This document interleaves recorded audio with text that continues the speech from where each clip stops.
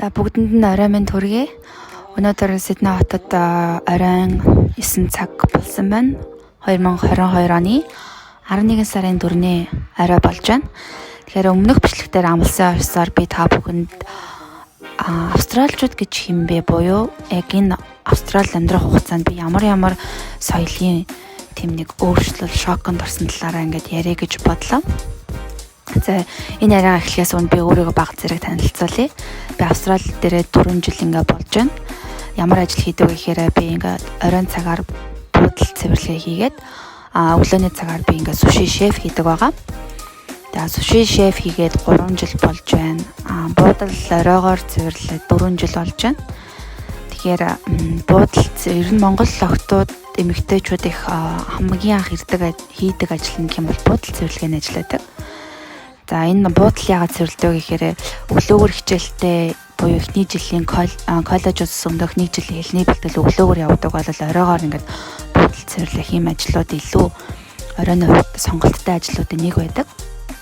За тэгээ буудал цэвэрлээд өдөө хүртэл ингээд цэвэрлээд явж байгаа нэг шалтгаан маань гэх юм бол мөн тийм цэвэрлэгч буудал цэвэрлдэг гэсэн тийм нэг харьцаа үл хүндэтгсэн байдал ерөөс надад нэг ч удаа ажиглагдж байгаагүй. Магадгүй надад нэг цэвэрлэгч гэсэн маягаар ч юм уу тоосон үл хүндэтгсэн тийм нэг харилцааг магадгүй хамт ажиллаж байгаа хүмүүс, бусад салбарын менежер, хэлтсийн дарга ч юм уу магадгүй ингээд буудлаар үйлчлүүлж байгаа хүмүүсээс ингээд ажиглагдсан байсан бол би энэ ажлыг ингээд 4 жил буюу өдөө хүртэл ингээд хийж явахгүй байх байсан байх. За тэгээд хамгийн ихний ажиллах буудал цэвэрлэгээний ажилласаар. За ингээ буудал цэвэрлээд явхад мэдээж тийм нэг өмнө сая хэлсэнчлэн тийм нэг эвгүй мэдрэмж юусаа авч байгаагүй. Ер нь австралч хүмүүс бусдад маш их тийм урам тийм нэг урам дэм өгдөг хүмүүс. За жишээлбэл ингээл буудлынхаа офсыг ингээ цэвэрлээд явж байгаад хүртэл миний шир өнөөдөр ямар гоё хэлсэн бэ? Би бол ширээндээ болж би ингээд өөрийгөө харж бүр талшиж бүр ингээд сайн харчаад өгсөн байна ингээд баярлалаа гэдэг ч юм уу. За тэгээ буудал цэвэрлэл өөр ингээд явж байхад ингээд өөрчлөгч энэ буудлыг чи цэвэрлээд байсан мэт энэ бодол үнэхээр зөргөө маш гоё юм баярлалаа гэл тэгэж н урам өгдөг. Тэр нь мэргээгээд надаа ингээд нэг би гадаад улсад ирээд ингээд хар ажил хийгээд ингээд ямар ч тийм готрох зүйл ерөөсөө байдгүй. Жишээлбэл ингээл лефтэнд хүртэл ингээл ямар нэг хэлцээ менежер дарга ингээл тааралтай бүгдээрээ бараг шиг ингээд төрүүлж мэдлдэг. Азад ер нь тийм лефтэнд төрүүлд нь ер нь их тийм мэдлдэггүй. Гэртээ хүртэл ингээл лефтэнд хүртэл ингээд өвчлэн дандаа бибэнтэн мэдлж явдаг.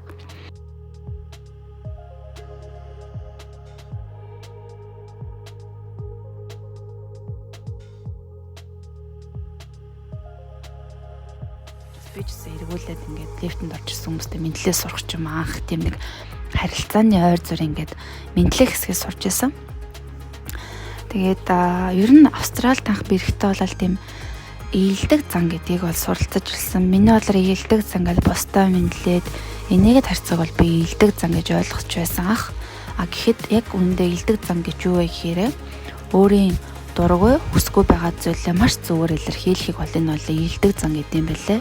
Яг энэ зангийг би мэдэхгүйгээсээ болоод хамгийн анх ингээд хэлний бэлтгэлээ дуусаа коллежд ороо. Коллеж ерөнхийдөө 7-нд 2 өдөр хичээлдэг. Тэгээд үлдсэн өглөөгөр би маш их завтай байдаг учраас би ингээд өөр ажил сонирхож эхэлсэн. Тэгээд миний хамгийн анхны ажил бол галтгоонд kitchen hand буюу галтгооны туслахаар ажилд орж исэн. Тэгээд энэ яг ажил дээр би дургуугаа яаж хэрхэн зөвөр илэрхийлэх талаар ингээд анх удаа ингээд сурч эхэлсэн. За энэ ажил дээр гарсан миний хамгийн нэг анхны алдаа гэхэл юу вэ гэхээр монголчууд ингээд ер нь ажилд ороод шууд ингээд монголчлах гэдэг аргыг маш их хэрэгэлдэг. Айл болох өөр дамар яаж хэрхэн хурдан хийх, өөр дамраар яаж байлах уу гэдэг аргыг өөрөө төрүүлж ингээд бий болгоод нөгөө нэг менежер боссоос асуухгүйгээр дур мэдээ толгой мэдээ ингээд авдаг. Яг энэ байдлыг би ингээд яг ажил дээр хамгийн анх ингээд туршаад өөрөө баргалж энэ талаар 1 сар ажилласан байдаг. Тэгээ манай нөгөө солонгос хөвшин эмээ маань ингээд бүр сүултээ ингээд аргаа бараад бүр надад ингээд уурлаад чи ингээд чамд ингээд би ингээд бүтэн 1 сар цаалаа чи ингээд яагаад ингээд сурах өөрөөхөө хийгээд байгаа юм бэ? Чи ингээд надад үнэхээр таалагдахгүй ингээд маргаашнаас чи ингээд битгий ирээрээ гэдэг ингээд намайг ажлаас халж байсан. Тэгээд ингээ 2 хоногийн дараа намаа ингээ цалингаа аваарай гэж дуудаад хэлэхдээ надад ингээ яг үнэн учраа хэлжсэн. Би ч юмд ингээ болохгүй гэж би яг үнийг ингээ зөндөө ингээ сануулж хэлжсэн чи намайг ерөөс ойлгохгүй, чи намайг тоохгүй байна.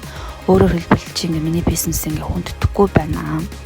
Энэ бизнесээ би ингээ баргалж 30 гаруй жил 40 жил ингээ ажиллаж байгаа би хүүхдээсээ илүү ингээ энэ бизнесийг авч явж байгаа.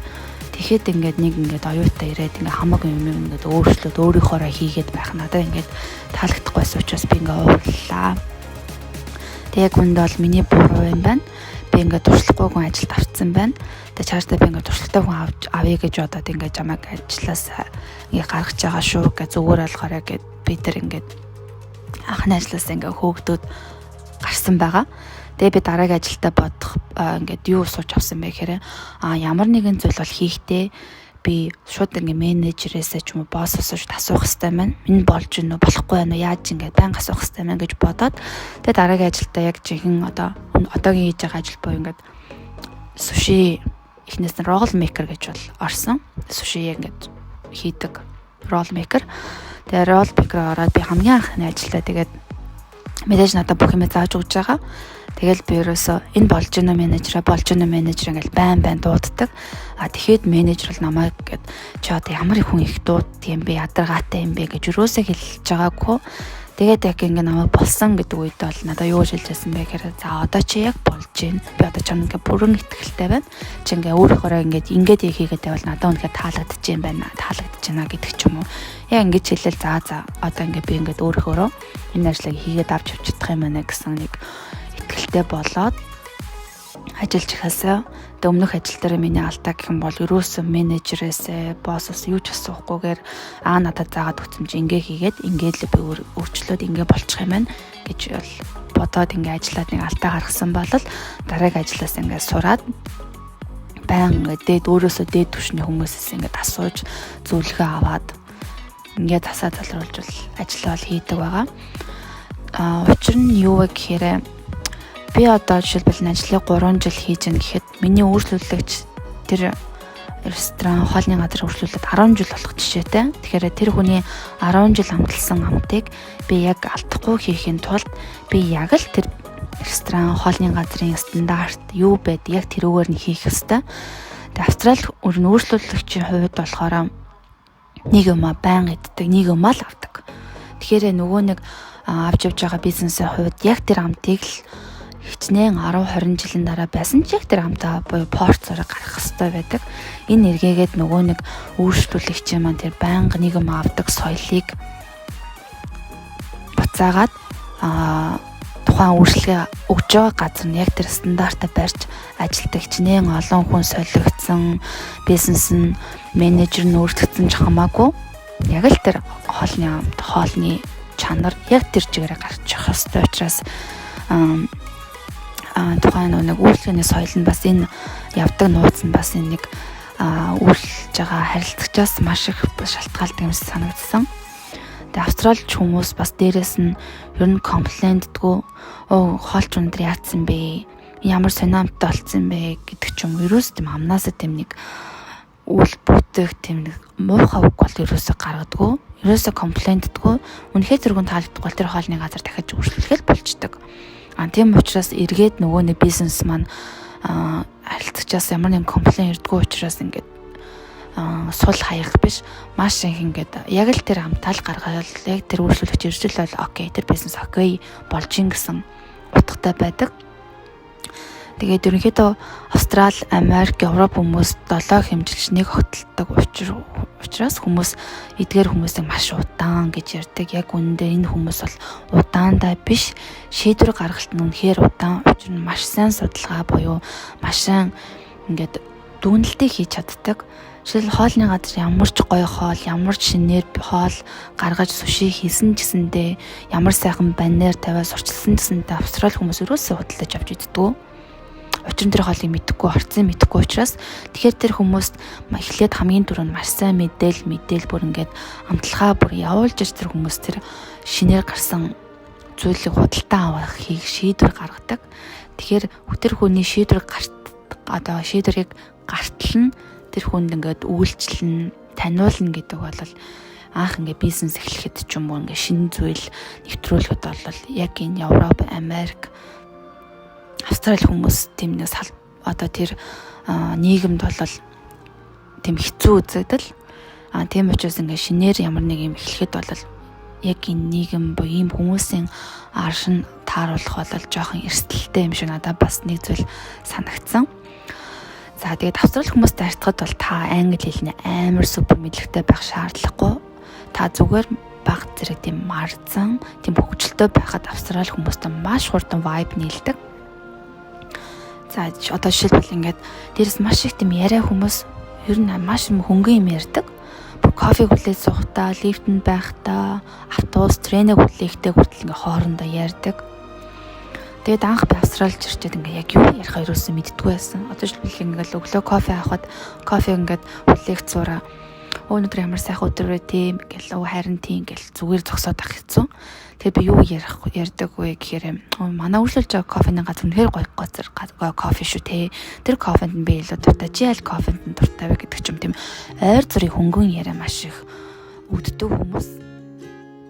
Тэгээд дараагийн нэг зүйл ойлгосон зүйл нь юу вэ гэхээр it's okay гэдэг үг бол үнэхээр it's okay биш юм байна гэдгийг ойлгосон. За энэ дээр болохоор би хамгийн анх ажил дээр ингээд загас тусч эхэлсэн. Тэгэхээр ингээд би ингээд хуруугаа тусцсан. Тэгсэн чинь манай менежер ингээд зүгээр are you okay гэхэд ба it's okay I'm okay гэж ингээд хариулаад эхэлсэн.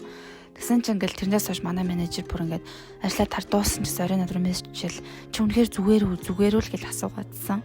Тэр би ингээд жоохон ингээд стресстэй хүн ингээд зүгээр гэдэг чи яагаад ингээд байсаад асуугаад байгаа юм бэ гэж бодоод нэлээх ингээд уурлаад явжсэн. Тэгээд ингээд дараа нь барууч 2 или 3 хоногийн дараа манай ингээд цуг ажилдаг найз маань бас ингээд ажил дээр ингээд бэртцсэн. Тэгсэн чинь ингээд бас нөгөө менежер чи ингээд зүгээр үү гэсэн чинь нөгөө хамт ажилдаг хүмүүс маань юу гэж хариулсан бэ гэхээр өө тийм ээ I'm okay гэд зүгээр би одоо яа чи ингээд хөлн дээр жоохон наалт тавиад амраад ингээд зүгээр болчихноо санаа зовлтгүй гэл ингээд жоохон нэмэлт тайлбар хэрэгтэй байт юм билээ. Тэгээ нэмэлт тайлбаргүй зүгээр л I'm okay гэх юм бол тэр хүн үнэхээр окей биш гэдгийг бол ойлгодог. Тийм нэг зүйл надаа бас нэг ажиглагцсан. Жишээл бас нэг ажил дээр үйлчлүүлэгч маань ингээл би ингээд буруу суши хийгээд өгсөн. Тэгээд нэг зүйл хэлэхэд Австралид энэ хоолны газар 15 минутаас дээш тохиолдол буюу 10-аас дээш минутанд хүлээлгэсэн тохиолдолд тухайн хоолой шууд өнгөө өгдөг. Тэгээд энэ дээр болохоор би ингээд нэг хүнд буруу сушиг нь хийгээд өгсөн. Тэгээд нөгөө хүн маань болохоор өөрөө нөгөө нэг баг зэрэг нэг хийдэг соус иддэггүй хүн байсан. Би нөгөө соус нь хийгээд өгсөн. Тэгсэн чинь нөгөө маань соус нэлээд удаа хүлээлгэж учраас би танд дахиад нэг шинийг хийгээд өгчөө. Тэгээд нөгөө авчих ингээд дахиад шинийг хийгээд өгсөн чинь нөгөө зүгээр энэ зүгээрээ би нэг ингээд худалдаад авчи гэж хэлсэн. Тэгэхээр би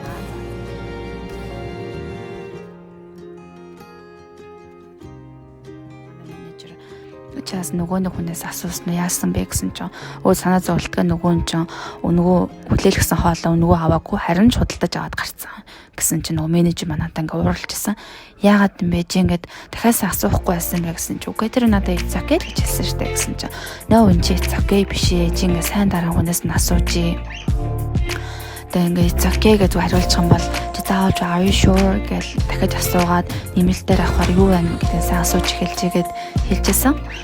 Тэгээ би тухайд it's okay бол үнэхээр it's okay байдгүй маа гэж хэлээд ингээ ер нь ингээ хүмүүсийг ажиглаад байхад л та үнэхээр I'm okay юм бол are you sure яагаад тэгээд өөр яах вэ гэж байнга асуудаг. Тэгэхээр it's okay гэж хэлсний дараа та заавал ч нэмэлт тайлбар хэлж явах хэрэгтэй. Өмнө хэлсэнчлэн би бэндэ маш их урам өгдөг хүмүүс гэж хэлсэн.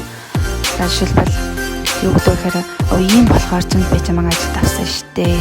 Ийм болохоор ч би ингээд чам дуртай дөхөхгүй да. Би чамайг бүр хийж чадсан гэдгийг бүр мэдээд ийсэн гэдэг ч юм уу. Баян би бэндэ гэж урмын үг жижиг зүйлтэй байсан ч баян урмын үг өгдөг. Тэгээд ургуугаа зүгээр илэрхийлэх талаар мөн бас нэг дахиад нэг зүйл хэлэхэд энэ дэр маш тийм эсвэл ингээ ойлголт эхлэхээр маш тийм мэдрэмжтэй болчт юм билээ. Тэгээд энэ галтгуун миний маш их бэртдэг зүйл хүн загас тусч явахтаа л жоохон гараа туссан бэртдэг байдаг. Тэгээд бас ингээд загас тусгээ заалгачаад гараа туссан байхад бас ингээл менежер маань надад өөрөөр хэлбэл ингээд бэртээ тавч надад ерөөс таалагдахгүй шүү гэж хэлэх санаа нь юу вэ гэхээр чи одоо өнөөдөр засаад нэг хуруугаад үсчих юм бол 10 сарын дараа 10 уруугүй болох нь л тэ гэдэг энийгээ дөнгөрдөг ч юм уу. Өөрөөр хэлбэл ингээд зүсээд ах чинь гараа зүсээд ах чинь надад ерөөс ингээд бэртээ тавч таалагдахгүй байна гэсэн санааг бол өөрөөр хэлбэл ингээд илэрхийлээд байгаа. Тэгэхээр та ингээд цуг ажиллаж байгаа хүмүүстэй амьдарч байгаа хүмүүсээ ингээд анзаараад байх юм бол та нэг гэж уурлал дургуутсаал гэл хэрүүл ингээд өдөөд байхгүй. Зүгээр ингээд болохгүй байгаа зүйл нь ингээд маш тийм хөвчлөлтэй энгийнээр илэрхийлдэг. Тийм зүйл.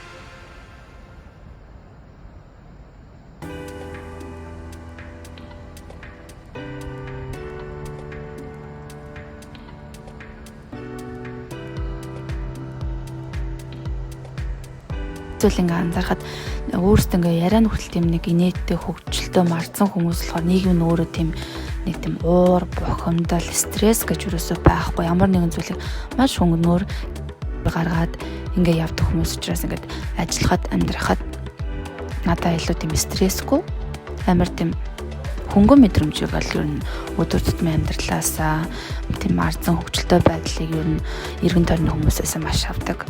Ийм одоо яг нийгэм бусад одоо би яг одоо ажиллаж төрөөд амьдарч байна. За тэгээд энэ бичлэг маань та ямар нэгэн зүйл бол ойлгосон гэдэгт итгэлтэй байна. Тэгээд дараагийн бичлэгээрээ би та бүхэнд Австралийн алтан эрх болох Gold Coast хотоор аялсан аяллаараа үргэлжлүүлнэ. Та эргээд уулзъя. Баяр та.